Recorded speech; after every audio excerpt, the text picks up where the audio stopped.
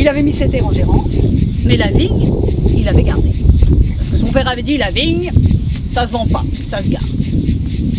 Faut dire que la vigne du Jeannot, c'était l'arrière-grand-père qui l'avait planté. Et l'arrière-grand-père, il avait planté, il avait dit, qui plante jeune, chante quand il est vieux. Mais par malchance, le vieux grand-père, il n'avait pas eu le temps de chanter, parce qu'il était mort avant. Donc pour les descendants, la vigne, elle était plantée par l'arrière-grand-père, il faut qu'on se fasse un devoir de l'entretenir. Et c'était tous fait un devoir d'entretenir et de choyer la vigne. Et pour le vieux Jeannot, cette vigne, comme il n'avait plus ses terres de légumes, là, cette vigne, c'était devenu son trésor à lui, sa petite chérie. Il la choyait comme il choyait sa femme. Et il taillait, il taillait, il taillait, il taillait. Parce qu'il savait que de la taille dépendait la qualité du vin. Il disait, un vigneron, c'est celui qui sait tailler la vigne. Et il y allait. Il y a un vigneron qui était sur le point d'arrêter la mort. Presque, presque. Ce vigneron-là, il s'était mis dans la tête de créer un vin exceptionnel, un vin extraordinaire. Pour ce faire, il avait sa méthode très personnelle. Il coupait tout ce qui dépassait du pied, tous les jeunes ferments, toutes les petites pousses, tac, tac, tac, tac, tac, tac, tout ça. 6e année, il a caressé son pied là. Maintenant, tu es assez fort. Maintenant, je te laisse pousser. Et ça a poussé. Oh, pas beaucoup, hein, des petites grappes. Mais le raisin qu'il y avait sur ces petites grappes, un parfum. Le vigneron dit ça va être du bon. Jusqu'au moment où il a croisé la mort. Ah, moi je suis la personne idéale. Moi, écoute, moi c'est simple, je viens chercher tout le monde, à son tour, sans exception. Ouais, c'est vrai, la mort, tu dis vrai, tu dis vrai. Bon allez, on va partager mon nectar ensemble, voilà. T'es embêté, mais c'était vrai, hein, et là, il ne pouvait pas trouver de subterfuge. Alors, il a mis son petit tonneau, table, il a enlevé les petits bouchons. Oh là là, c'était bon, tout ça avec la mort, mon Dieu, mais quelle idée. Enfin bon, bref, il est tout.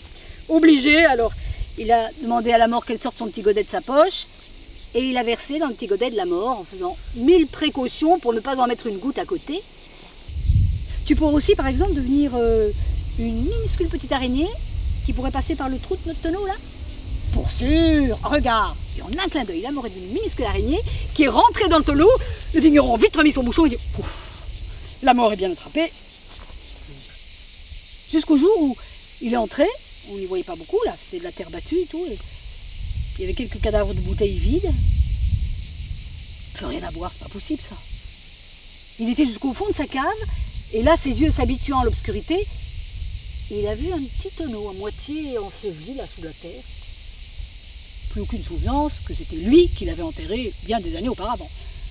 Alors il est allé dans le petit tonneau et il a dit, ça y est, oh, celui qui a enterré ça là, il a sûrement fait ça parce que ça doit être du bon. Hein.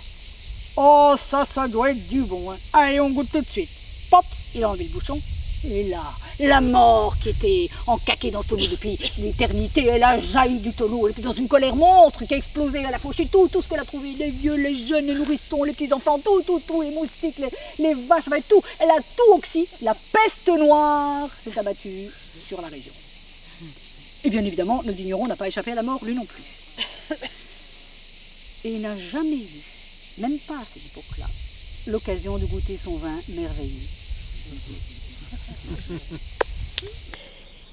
Et puis la récolte, il y pense avant, il goûte un petit raisin. Mon petit doigt me dit qu'il va être bon. Il va goûter un petit raisin ailleurs, il caresse ses vignes, on sent qu'il est tout guilleret là déjà, ça approche. Et il pense aux vendanges précédentes et il pense à la vendange de l'année dernière. Le vin était excellent, mais la vendange était triste. Mais triste, parce que son meilleur ami, le vieil Arnaud, il était mort 2 jours avant la vendange. Et dans ce silence, tous, ils se le sont dit après, tous, ils ont entendu quelqu'un qui buvait. Et puis on s'est empressé, le frère il a battu le briquet, il a rallumé une chandelle, on a tout rallumé, et il y en a un qui a dit le verre. Ils ont tous regardé le verre sur la pierre, que le frère avait rempli pour la sœur et qu'elle n'avait pas bu tout de suite. Il était vide. C'était sûr. Le verre, il était plein, le verre, il était vide. Et qui l'avait vidé? C'était le vieil Arnaud qui était revenu pour boire son vin.